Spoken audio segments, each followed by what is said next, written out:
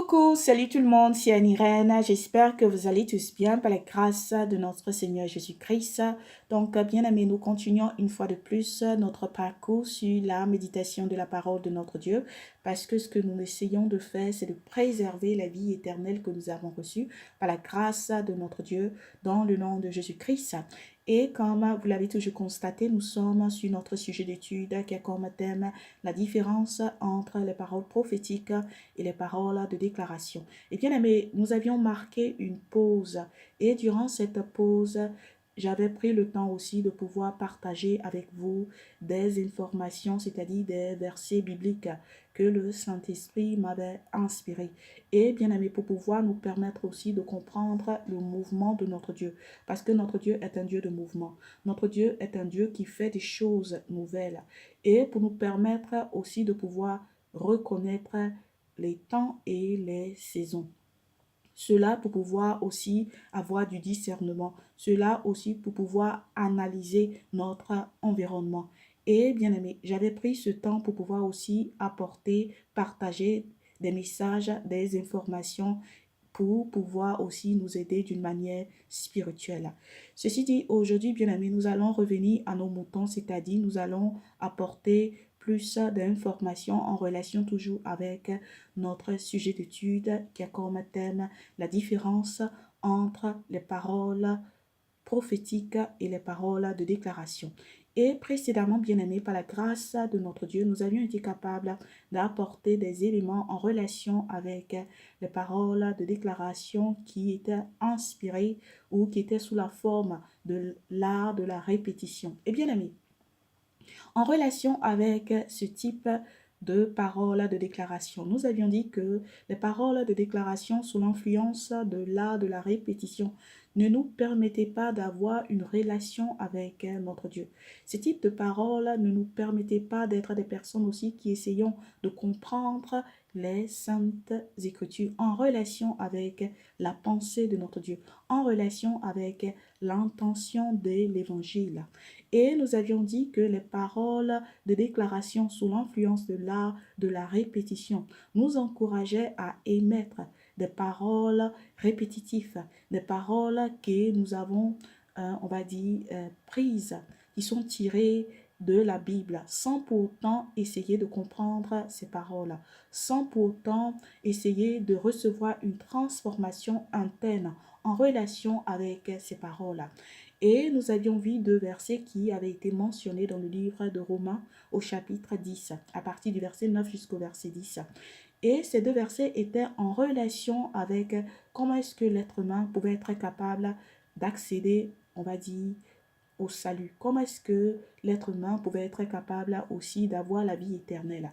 Et nous avions dit que cela était en relation avec deux formalités, c'est-à-dire nous devons émettre une confession, mais aussi cette confession doit être en relation avec le fait que nous avons reçu, on va dire, la parole de notre Dieu. Et cette parole a apporté une transformation dans notre cœur. Et cette parole nous a permis aussi de comprendre que nous devons nous soumettre à la pensée de notre Dieu pour pouvoir arriver à sa justice. Et nous avions dit qu'il était très important de prendre en considération ces choses lorsque nous sommes des personnes qui nous appelons chrétiens, des personnes aussi qui nous considérons comme les fils et les filles de notre Dieu. Et nous avions dit dans le livre de Romains au chapitre 10, du verset 9 jusqu'au verset 10, il était écrit, « Si tu confesses de ta bouche le Seigneur Jésus, et si tu crois dans ton cœur que Dieu l'a ressuscité des morts, tu seras sauvé. Car c'est en croyant du cœur qu'on parvient à la justice, et c'est en confessant de la bouche qu'on parvient au salut. » Et bien aimé, nous avions dit que nous ne devons pas seulement nous atteler à confesser, mais nous devons aussi être des personnes qui recevons une transformation, des personnes aussi qui sont capables de comprendre l'intention de l'évangile de Jésus-Christ. Et bien aimé, nous avions aussi apporté d'autres éléments et nous avions parlé des Juifs qui se considéraient comme, on va dire, des enfants d'Abraham, les Juifs qui se considéraient comme des enfants légitimes. Et lorsque Jésus-Christ avait eu une conversation avec ces personnes, Jésus-Christ avait été capable de comprendre que dans l'apparence, ces personnes étaient, on va dire, des fils légitimes d'Abraham, mais en relation avec leur fond, en relation avec leur comportement, en relation avec les actions. Ces personnes, malheureusement, ne manifestaient pas les œuvres de foi de leur père Abraham. Et Jésus-Christ avait essayé d'attirer notre attention en tant que fils et filles de Dieu, en tant que chrétiennes et chrétiennes, en tant que des personnes qui sont considérées comme de nouvelles créatures. Nous devons aussi être capables de pouvoir manifester cela au travers de notre vie. Ce n'est pas seulement le fait que nous confessons des paroles au travers de notre bouche, mais aussi nos actions, notre comportement doit aussi refléter que nous sommes des personnes qui sont de nouvelles créatures, des personnes maintenant qui appartenons à notre Dieu. Et bien aimé, nous avions aussi parlé des exorcistes juifs ambulants qui essayaient d'utiliser le nom de Jésus-Christ pour pouvoir aussi aboutir à leur fin. Comme ces personnes avaient été capables de voir que Paul pouvait opérer des miracles. Paul avait été capable de manifester, on va dire, la puissance de Dieu. Ces personnes aussi pensaient que en émettant seulement des paroles au travers de leur bouche, ces personnes pouvaient être capables aussi de faire la même chose que Paul. Mais bien aimé, nous avions vu que le résultat avait été différent du résultat de Paul. Et nous avions dit qu'il était très important d'être des personnes aussi qui essayons de nous soumettre à notre Dieu. Des personnes aussi qui essayons de suivre les préceptes de notre Dieu pour pouvoir aussi être capable de voir dans notre vie la manifestation de la main de notre Dieu. Et bien aimé, c'était à peu près ces informations que nous avions partagées précédemment en relation avec les paroles de déclaration sous l'influence de l'art de la répétition. Et maintenant, nous allons parler des paroles de déclaration sous l'influence charnelle. Et avant d'aboutir à cela, Dieu m'a permis aussi à ce que je puisse être capable d'apporter d'autres éléments. Et cela pour nous permettre aussi de comprendre, on va dire, l'importance des paroles de déclaration, pour nous permettre aussi de comprendre que nous ne devons pas seulement confesser juste pour le plaisir de confesser, mais nous devons être des personnes qui marchons avec discernement, des personnes aussi qui sont capables de comprendre la pensée de notre Dieu en relation avec les paroles de déclaration. Et bien aimé, Dieu a voulu que je puisse me focaliser sur la nécessité de la compréhension des Saintes Écritures. Et nous allons tenter d'apporter des informations en relation avec pourquoi est-ce que tout chrétien, toute chrétienne doit arriver à un stage dans sa vie, on va dire, spirituelle, un stade, pardon, où nous sommes aussi capables de comprendre, on va dire, la pensée de notre Dieu au travers des Saintes Écritures, bien aimés. Et la Bible nous démontre que la parole de notre Dieu est une semence. Et cette semence est censée nous procurer une nouvelle vie. Et lorsque la parole de Dieu est au contact d'un cœur fertile, cette parole est censée apporter une croissance spirituelle. C'est-à-dire, la personne qui a un cœur ouvert, la personne qui a un cœur fertile et cette personne qui est exposée à la parole de l'évangile, lorsque cette parole pénètre, on va dire, au travers de cette personne est capable de saisir la pensée de Dieu au travers de cette écriture. Cette personne est capable de grandir spirituellement et de pouvoir de ce fait atteindre la maturité spirituelle. Et l'apôtre Paul, durant son exposé, avait encouragé le peuple de Dieu à pouvoir rechercher la nourriture spirituelle, à pouvoir être des personnes aussi qui se nourrissaient au lait spirituel, pour que ces personnes aussi puissent être capables à un niveau de leur vie spirituelle, de pouvoir aussi manger de la nourriture solide, c'est-à-dire de pouvoir aussi être capable de pouvoir comprendre d'une manière totale la vision, la pensée de Dieu. Et bien aimé, cela pour nous permettre aussi d'être des personnes qui avons du discernement, des personnes aussi qui marchons en fonction des préceptes de notre Dieu, des personnes aussi qui marchons en relation avec le fait que nous comprenons notre Dieu, le fait que nous sommes capables aussi de reconnaître la nature de notre Dieu. Et bien aimé, cela est très important. Il est très important pour tout chrétien de pouvoir aussi accéder au lait spirituel pour son développement et pour que ce chrétien aussi puisse être capable de pouvoir goûter à la nourriture spirituelle. On va dire pour les personnes qui sont considérées comme, on va dire, des matures, des personnes aussi qui ont reçu une maturité spirituelle.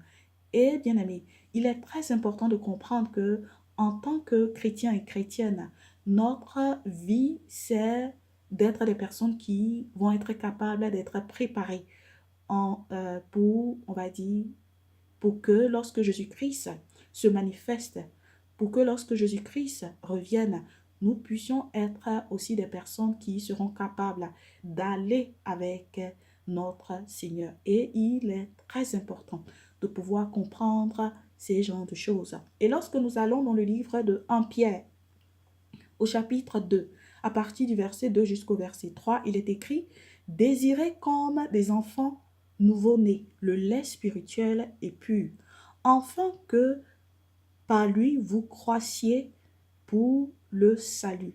Si vous avez goûté que le Seigneur est bon. » Et bien aimé, ce verset nous permet ici de comprendre que tout chrétien, toute chrétienne doit être une personne aussi qui est capable de pouvoir s'alimenter au lait spirituel, est capable aussi de pouvoir comprendre les Saintes Écritures, est capable aussi de pouvoir rechercher son développement spirituel.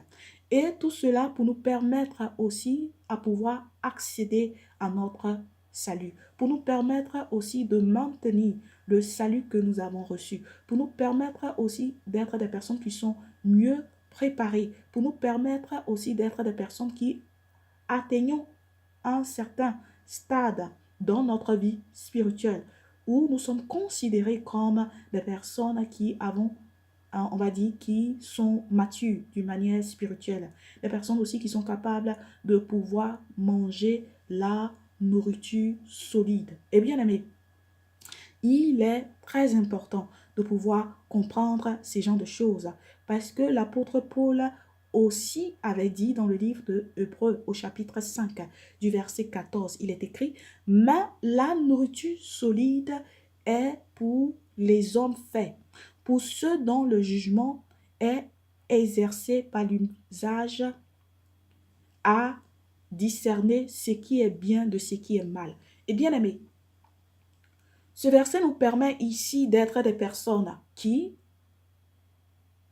nous nourrissons du lait spirituel, de la parole de notre Dieu, des Saintes Écritures, pour pouvoir être capables aussi de pouvoir accéder à la nourriture solide.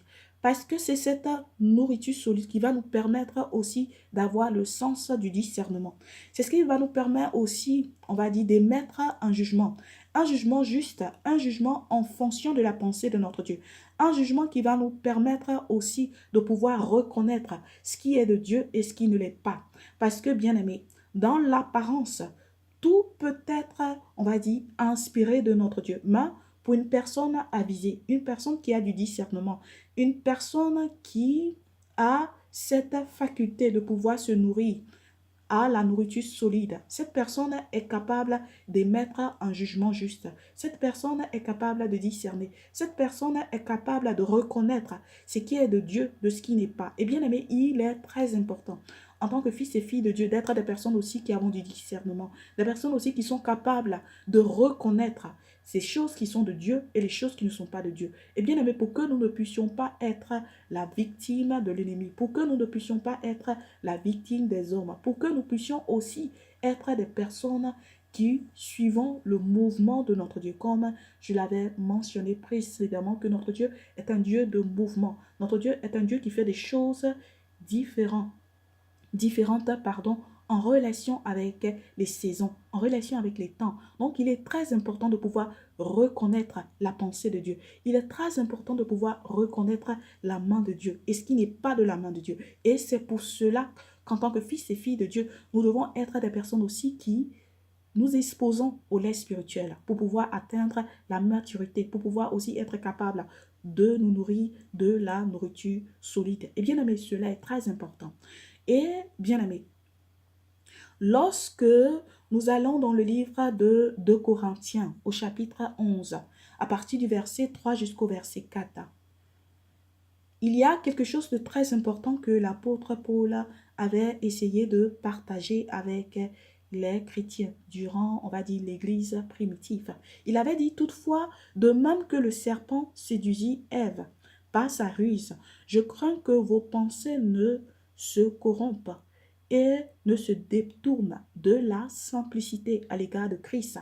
Car si quelqu'un vient vous prêcher un autre Jésus que celui que nous avons prêché, ou si vous recevez un autre esprit que celui que vous avez reçu, ou un autre évangile que celui que vous avez embrassé, vous le supportez fort bien. Et bien aimé, cela était en relation avec le fait que malheureusement, il y avait des personnes qui n'avaient pas été capables aussi d'atteindre la maturité spirituelle. Ces personnes n'avaient pas aussi été capables de pouvoir reconnaître l'évangile de Jésus-Christ de ce qui n'était pas l'évangile de Jésus-Christ. Les personnes qui n'avaient pas été capables de reconnaître ce qui était la main de Dieu de ce qui n'était pas la main de Dieu. Et ces personnes, malheureusement, peu à peu, se sont détournées de l'évangile de Dieu. Ces personnes, peu à peu, avaient été séduites, on va dire, par le diable, par la ruse du serpent. Ces personnes pensaient qu'elles suivaient l'évangile de Jésus-Christ, mais c'était Paul qui avait du discernement. Paul qui était capable aussi de pouvoir manger la nourriture solide.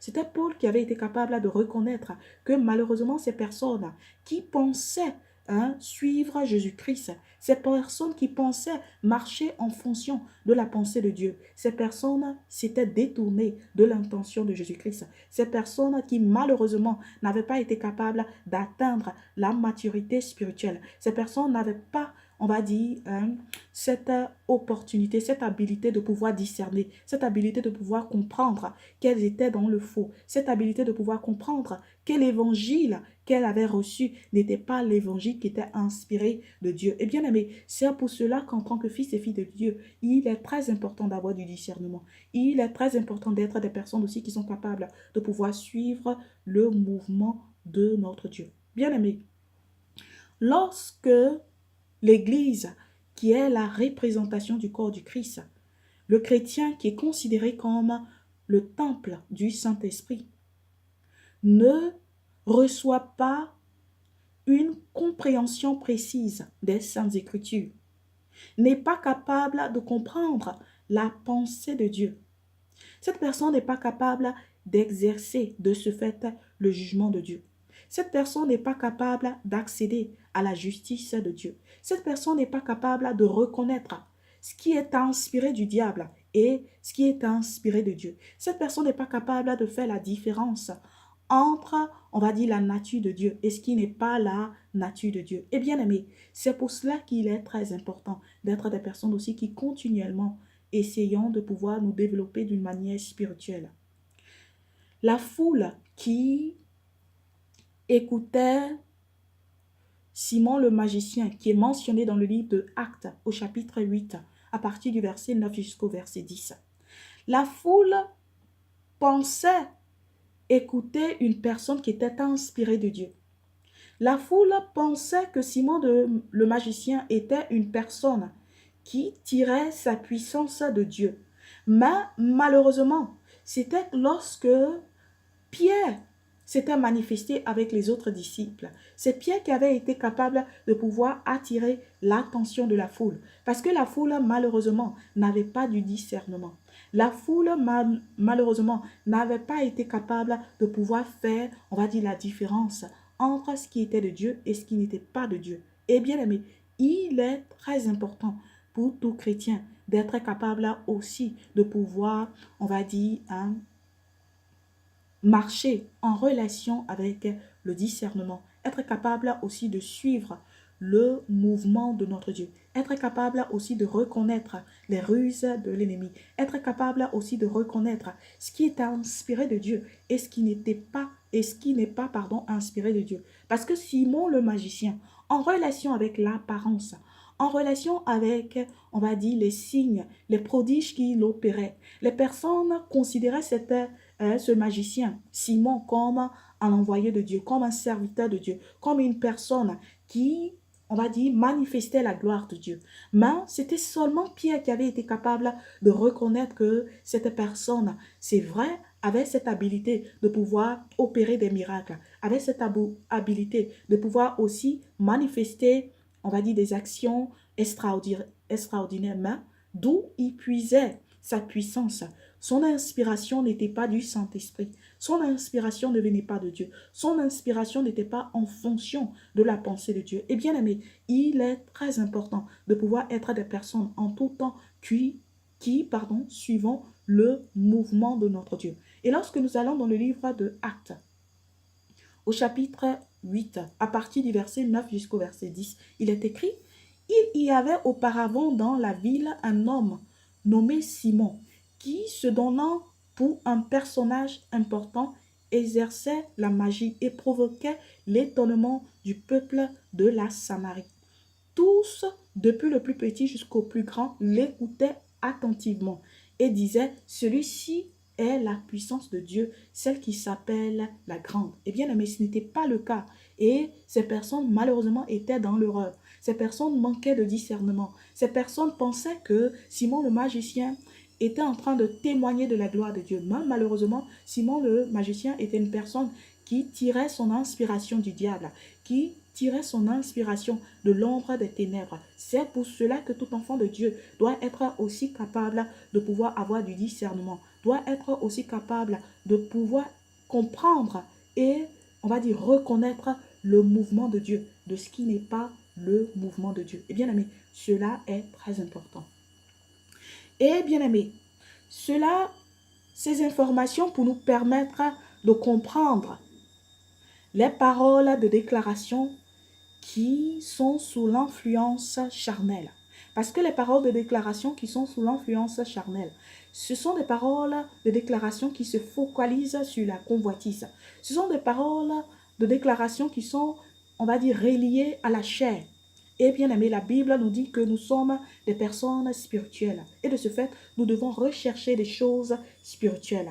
Et c'est pour cela que j'apporte ces informations qui m'ont été inspirées par le Saint-Esprit. Et bien aimé, j'ai voulu aussi essayer de parler d'une autre section. Et j'ai intitulé cette section « Tout ce qui brille n'est pas de l'or ». Et bien aimé, la Bible nous encourage à ne point nous fier à tout genre d'esprit.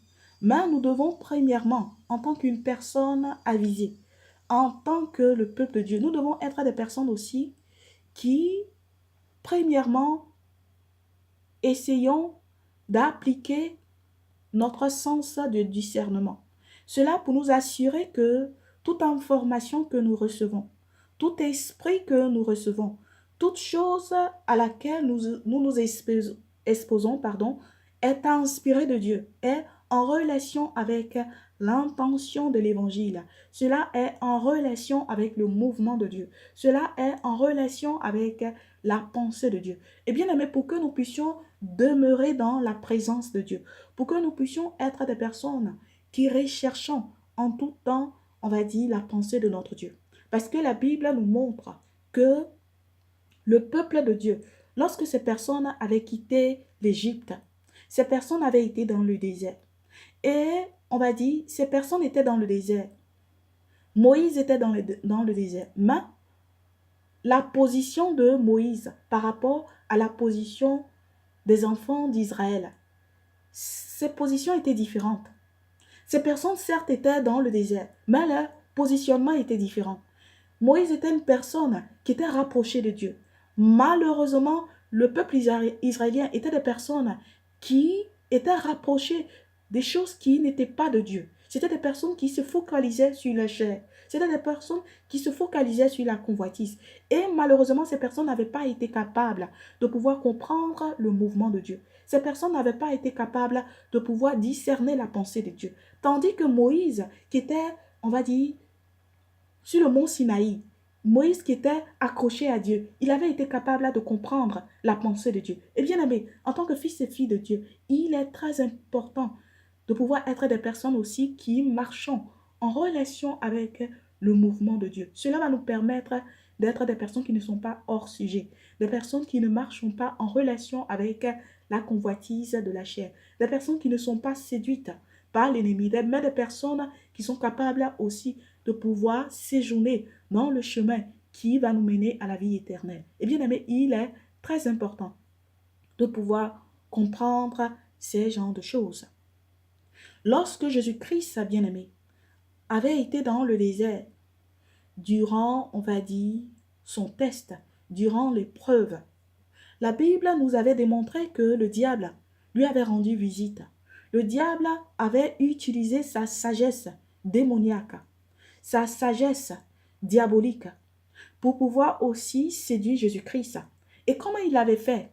Il avait utilisé les Saintes Écritures. Il avait utilisé la parole de Dieu. Mais c'est la manière dont il avait interprété, il avait exposé. C'était sa motivation derrière, on va dire, ces paroles qu'il avait communiquées à Jésus-Christ. C'était son intention qui n'était pas bonne. Son intention qui n'était pas en fonction de la pensée de Dieu. Et bien aimé, pour nous permettre ici d'être des personnes avisées, des personnes aussi qui sont capables de pouvoir discerner, des personnes qui sont capables aussi de pouvoir marcher en fonction de la pensée de notre Dieu, des personnes aussi qui sont capables de pouvoir comprendre les Saintes Écritures, d'où la nécessité de pouvoir recevoir une compréhension précise en relation avec la pensée de notre Dieu au travers des Saintes Écritures. Parce que, bien aimé, lorsque nous ne sommes pas capables de comprendre les Saintes Écritures en fonction de l'intention de l'Évangile, en relation avec la pensée de notre Dieu, le diable peut aussi utiliser les Saintes Écritures pour pouvoir nous suggérer, on va dire, sa propre interprétation des Saintes Écritures, sa propre pensée des Saintes Écritures. Et si nous n'avons pas du discernement, nous allons penser que cela est inspiré de notre Dieu, parce que les Saintes Écritures sont utilisées. Mais bien aimés, lorsque nous sommes capables aussi de pouvoir analyser la raison pour laquelle le diable s'était manifesté dans le désert, le diable avait apporté les paroles, les Saintes Écritures. Nous savons qu'il ne recherchait pas à refléter la gloire de Dieu. Il ne recherchait pas à se soumettre à la pensée de Dieu. Mais ce qu'il recherchait à faire, c'était de pouvoir pervertir la pensée de Dieu. C'était de pouvoir permettre à ce que Jésus-Christ puisse échouer. Et bien aimé, il est très important de pouvoir comprendre ces genres de choses. Lorsque nous allons dans le livre de Proverbes, au chapitre 29, du verset 5, il est écrit « Un homme qui flatte son prochain tend un piège sous ses pas. » Et lorsque nous allons dans le livre de Psaume, au chapitre 51, à partir du verset 5 jusqu'au verset 7, il est écrit « Voici, je suis né dans l'iniquité, et ma mère m'a conçu dans le péché. Mais tu veux que la vérité soit au fond du cœur. Fais donc pénétrer la sagesse au-dedans de moi. Purifie-moi avec l'hysope, et je serai pur. Lave-moi, et je serai plus blanc que la neige. » Et bien aimé, ces versets nous permettent ici de comprendre que toute inspiration qui ne vient pas du Saint-Esprit, toute inspiration qui n'est pas en fonction de la pensée de Dieu, automatiquement cette inspiration est du diable. Automatiquement, cette inspiration est en relation avec la sagesse terrestre. Cette inspiration qui dans l'apparence, peut nous permettre de pouvoir, on va dire, nous suggérer que cela est inspiré de Dieu. Cela est en relation avec la pensée de Dieu. Cela est pour nous apporter des choses positives. Mais, bien aimés, lorsque nous sommes capables de pouvoir analyser, on va dire, l'intention des paroles des Saintes Écritures que le diable avait partagées avec Jésus-Christ, nous sommes capables de voir qu'il n'essayait pas de pouvoir aider Jésus-Christ. Ce qu'il essayait de faire, c'était de pouvoir induire Jésus-Christ en erreur, bien-aimé. Ce n'est pas parce qu'une personne a cette habilité de pouvoir aussi apporter des paroles qui sont inspirées des Saintes Écritures, cela sous-entend automatiquement que cette personne est inspirée de Dieu ou cette personne essaie de nous attirer dans la présence de Dieu. Et bien aimé, c'est de notre devoir, c'est de notre responsabilité d'être des personnes aussi qui, on va dire, atteignons une croissance spirituelle.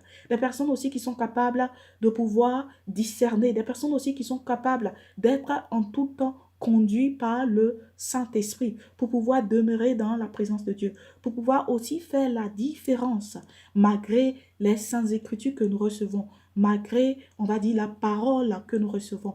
Nous sommes capables aussi en fonction de l'intention de l'évangile de pouvoir comprendre qu'est-ce qui est inspiré de Dieu et qu'est-ce qui n'est pas inspiré de Dieu, bien-aimé. Il est très important de pouvoir comprendre ces genres de choses. Le verset 5 dans le livre de Proverbes nous disait que un homme qui flatte son prochain tend un piège sous ses pas. Bien-aimé, lorsque Jésus-Christ s'est manifesté, Jésus-Christ n'avait pas flatté les hommes. Jésus-Christ s'était attelé à apporter la parole de Dieu. Jésus-Christ s'était attelé à exposer, on va dire, les actions des hommes qui, malheureusement, ne reflétaient pas la pensée de Dieu. Jésus-Christ s'était attelé à pouvoir attirer le peuple de Dieu à reconnaître leurs péchés et à rechercher la voie de la repentance. Jésus-Christ s'était attelé à pouvoir communiquer au peuple de Dieu toutes les informations qui allaient leur permettre de pouvoir accéder au royaume des cieux. Et bien aimé, il est très important d'être des personnes qui sont dégourdies d'une manière spirituelle, d'être des personnes aussi qui recherchent Dieu dans tout ce que nous faisons, d'être des personnes aussi qui sont capables de comprendre que la finalité de notre vie spirituelle, c'est d'être capable aussi de pouvoir accéder à la vie éternelle. Et c'est d'être capable aussi d'être préparé pour pouvoir aussi accueillir Jésus-Christ. Et bien aimé, il est très important de pouvoir comprendre ces genres de choses.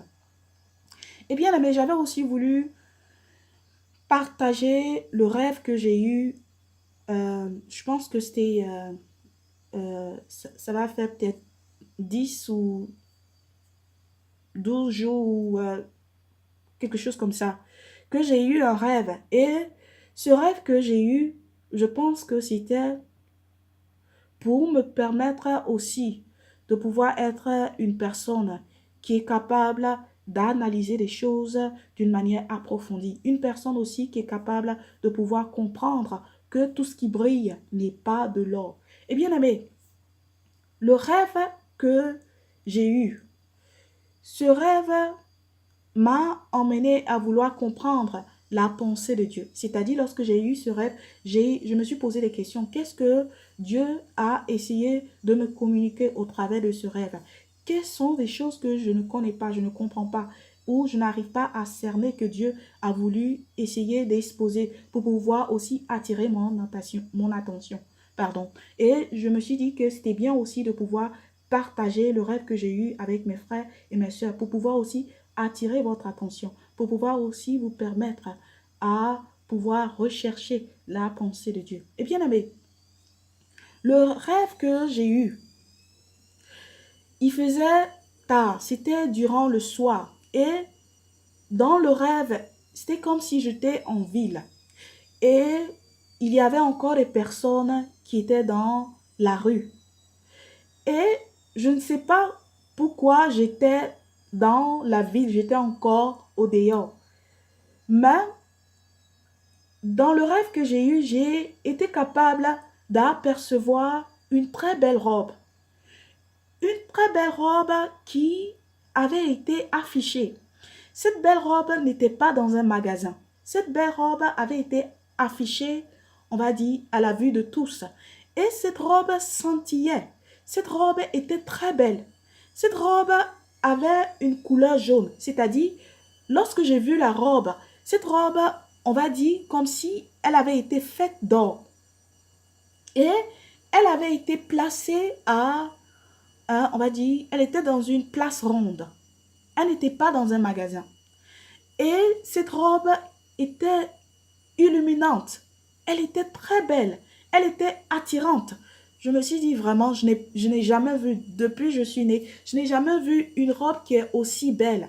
Et je me suis posé une question dans ce rêve. Je me disais, comment est-ce que cette robe, qui est si belle, qui est si scintillante, qui est faite d'or, comment est-ce que cette robe n'était pas dans un magasin?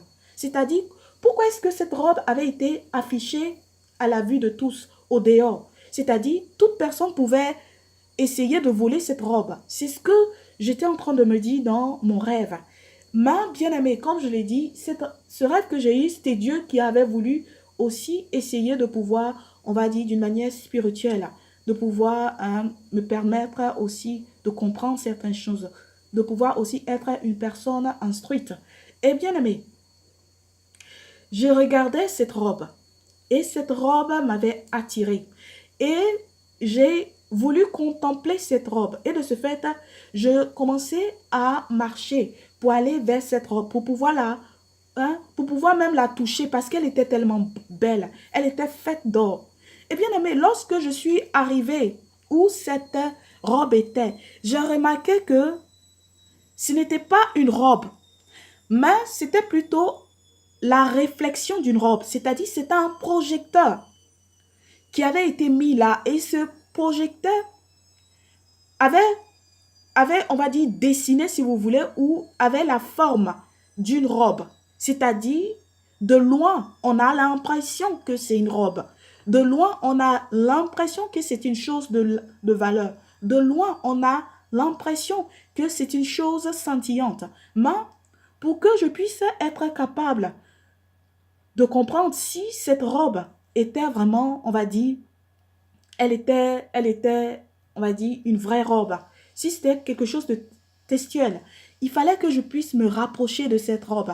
Et bien aimé, lorsque je me suis rapprochée de cette robe, j'ai mis ma main pour pouvoir attraper cette robe. Ma main revenue, je pouvais voir ma main et j'ai vu que c'était une lumière qui passait et c'était juste une réflexion. Et j'ai été capable de reconnaître que ce n'était pas au fait une robe, ce n'était pas quelque chose qui avait de la valeur, mais c'était juste une projection de lumière. C'était juste quelque chose qui, dans l'apparence, avait la forme d'une robe, avait la forme d'une chose qui était précieuse, mais dans le fond, ce n'était pas le cas. Et bien aimé, pour attirer mon attention, pour que je puisse aussi être capable, ou pour que nous puissions aussi être capables de comprendre que tout ce qui brille n'est pas de l'or. Tout ce qui, dans l'apparence, semble être, on va dire, précieux, n'est pas précieux. Tout ce que nous sommes capables de juger selon l'apparence et nous pensons émettre un jugement qui est inspiré de Dieu. Dieu est en train de me démontrer que cela n'est pas le cas parce que Dieu nous dit aussi que notre pensée n'est pas sa pensée. La pensée de Dieu n'est pas notre pensée. De la manière dont nous voyons les choses, ce n'est pas de cette manière que Dieu voit les choses. Et de ce fait, il est très important pour tout enfant de Dieu d'être capable aussi de pouvoir mettre les lunettes de notre Dieu, pour pouvoir aussi voir de la même manière que notre Dieu voit. Parce que bien aimé, nous pouvons penser connaître, nous pouvons penser comprendre, nous pouvons penser être capable aussi de saisir, mais en fonction de la pensée de notre Dieu, en relation avec, on va dire, la sagesse de notre Dieu. Notre Dieu est capable de comprendre que ce que nous avons saisi, ce que nous pensons être précieux, ce que nous pensons comprendre, ce que nous pensons avoir saisi, notre Dieu est en train de nous dire que cela n'est pas inspiré de Dieu, cela n'est pas valeureux, cela n'est pas de Dieu, cela n'est pas, on va dire, hein, en fonction de la pensée de Dieu. Et c'était pour cela que je n'avais pas été capable de saisir cette robe, parce que ce n'était pas vraiment une robe, c'était juste une réflexion. Elle apparaissait comme une robe, elle était comme une robe, elle apparaissait comme si elle était précieuse, mais elle n'était pas précieuse. Et il fallait que Dieu puisse me permettre de pouvoir me rapprocher de cette robe. Il fallait que Dieu puisse me permettre de pouvoir analyser, on va dire, hein, essayer de pouvoir comprendre la source pour me rendre compte que ce n'était pas quelque chose de précieux. Et bien aimé, pour nous permettre aussi de comprendre que nous ne devons pas juger en relation avec notre mentalité, en relation avec nos émotions. Et nous avons dit que les paroles de déclaration sous l'influence charnelle, ce sont des paroles qui sont, on va dire, connectées avec la chair. Et tout ce qui est connecté avec la chair, bien aimé, n'est pas inspiré de Dieu. Tout ce que nous sommes capables de voir, nous sommes capables d'apprécier au travers de notre œil naturel, au travers de notre sagesse naturelle, au travers de notre mentalité bien-aimée. Nous pensons que cela est inspiré de Dieu. Nous pensons que nous connaissons. Nous pensons que nous sommes dans, on va dire, dans le vrai. Mais, bien-aimés, nous devons prendre du recul. Nous devons être des personnes aussi qui essayons de pouvoir rechercher la pensée de Dieu. Non de pouvoir forcer la pensée de Dieu. Non d'essayer de pouvoir, on va dire, penser que nous connaissons la pensée de Dieu. Mais nous devons laisser le Saint-Esprit pouvoir nous diriger, pour que nous puissions être capables de reconnaître ce qui est de Dieu et ce qui n'était pas de Dieu. Et bien aimé, l'apparence est trompeuse. Nous pouvons être des personnes qui pensons selon la sagesse charnelle, humaine. Nous pensons connaître Dieu. Nous pensons être en Dieu. Nous pensons recevoir les choses de Dieu. Mais au fond, lorsque nous avons du discernement, lorsque Dieu aussi nous permet de pouvoir comprendre les choses en fonction de son niveau de compréhension, lorsque nous sommes capables aussi de pouvoir recevoir des informations qui est inspirées du Saint-Esprit, nous sommes capables de comprendre que, on va dire, ce que nous pensons être le vrai, ce que nous pensons être inspiré de Dieu, ce que nous pensons être valeureux, ce que nous pensons être de Dieu. Au fait, cela n'est pas de Dieu. Et bien aimé, c'est pour cela qu'en tant que fils et filles de Dieu, il est très important d'être des personnes qui nous allaitons au lait spirituel, c'est-à-dire des personnes qui sont capables de recevoir la parole de Dieu, des personnes qui sont capables de grandir en relation avec la parole de Dieu, des personnes qui sont capables aussi d'arriver à un stade où nous sommes capables aussi de juger, non en relation avec la sagesse humaine, non en relation avec notre apparence. Parce que bien aimé, juger dans l'apparence, c'est faire des erreurs. Juger en fonction avec notre sagesse humaine, c'est faire des erreurs. Juger en relation avec ce que nous voyons, c'est faire des erreurs. Mais apporter un jugement qui est inspiré du Saint-Esprit par rapport à la pensée de notre Dieu. Bien aimé, ce jugement est un jugement qui vient de Dieu. Et il est très important de pouvoir comprendre ces genres de choses. Bien aimé, la Bible nous démontre que lorsqu'une personne écoute la parole de Dieu, et cette personne n'est pas capable, malheureusement, de pouvoir saisir cette parole, c'est-à-dire cette personne n'est pas capable de recevoir la compréhension précise de cette parole qu'elle a écoutée, cette parole qu'elle a reçue. Ce que le diable fait, il arrache cette parole.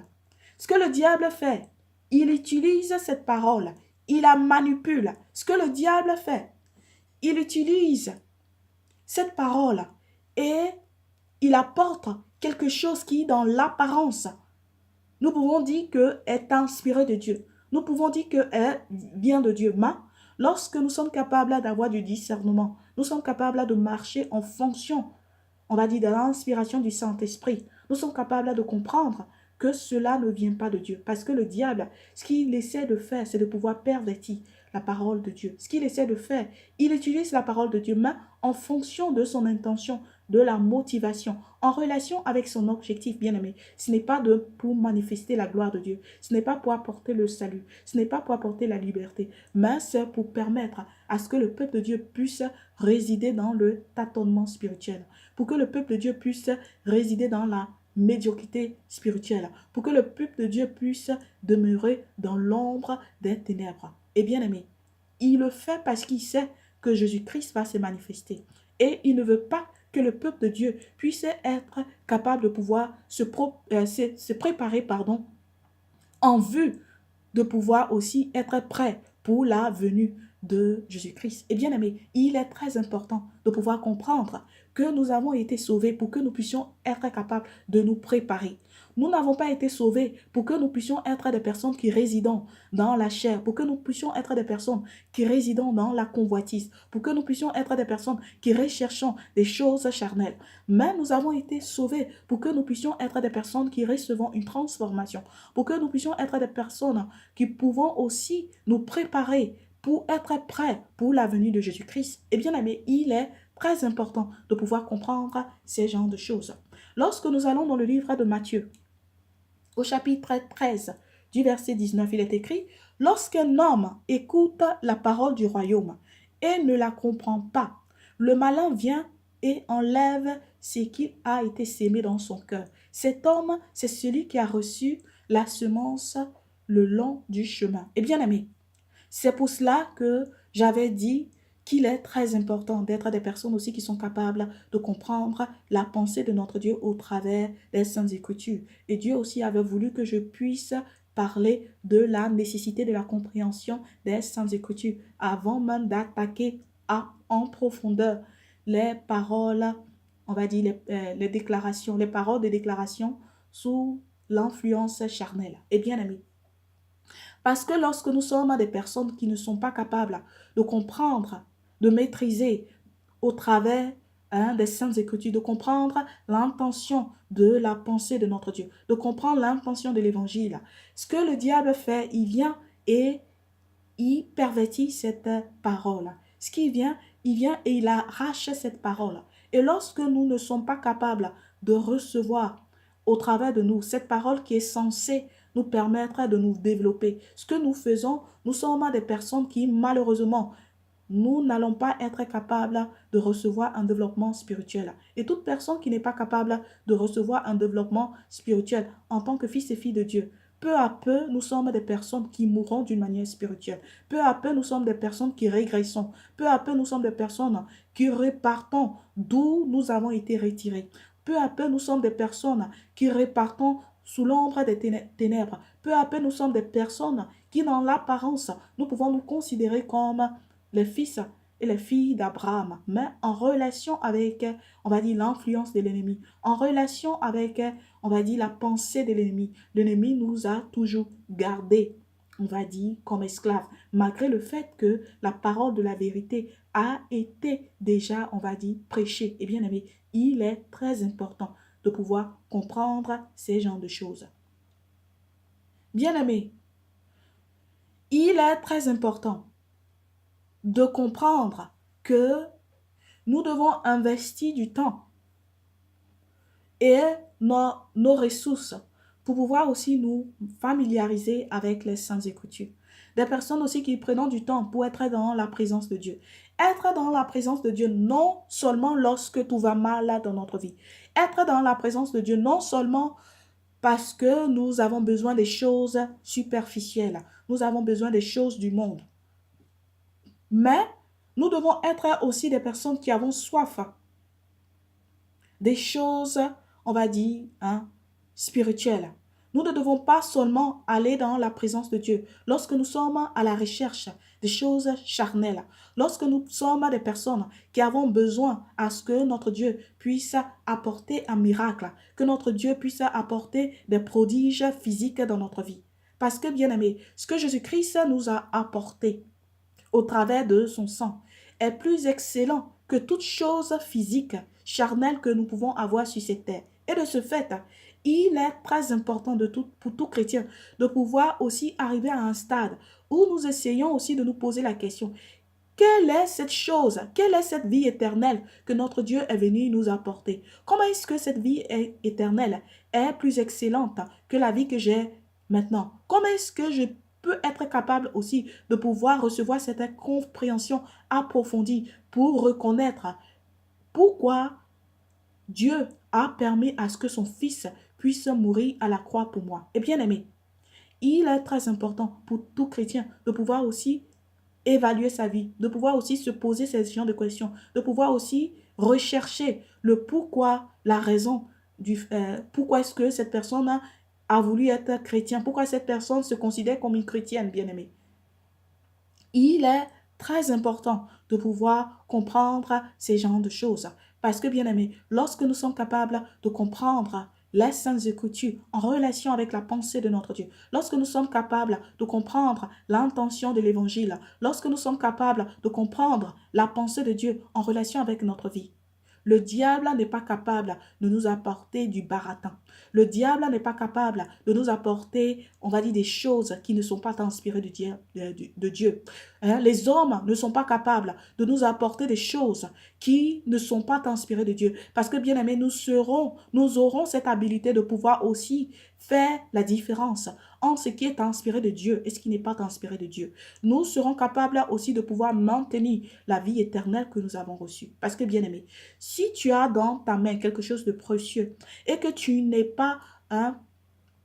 n'as pas cette présence d'esprit, tu n'as pas cette habilité de pouvoir comprendre que ce que tu as dans la main est quelque chose de précieux. Bien aimé, tu peux même jeter ce que tu as dans la main. Ça peut même se perdre et tu ne vas pas rechercher cette chose. Tu ne vas même pas essayer de pouvoir prêter attention à cette chose. Et bien aimé, c'est la même chose avec la vie éternelle. La vie éternelle est précieuse.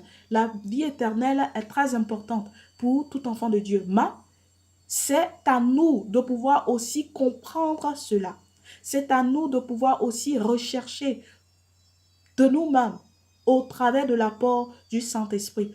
Comment et pourquoi est-ce que cette vie éternelle est tant importante? Pourquoi est-ce que Dieu a voulu nous donner cette vie éternelle? Pourquoi est-ce qu'il n'a pas permis à ce que plusieurs animaux puissent être sacrifiés pour que nous puissions être réconciliés? Pourquoi est-ce qu'il a permis à ce que le sang de son Fils puisse couler à la croix de Golgotha? Eh bien, amis, c'est à nous de pouvoir faire des recherches, de pouvoir comprendre, de pouvoir aussi être dans la présence de notre Dieu, de pouvoir aussi méditer sur les Saintes Écritures, de pouvoir aussi investir plus de temps pour notre croissance spirituelle, pour arriver à une maturité. Parce que bien aimé, si nous n'arrivons pas à cette maturité, le diable est capable de nous manipuler.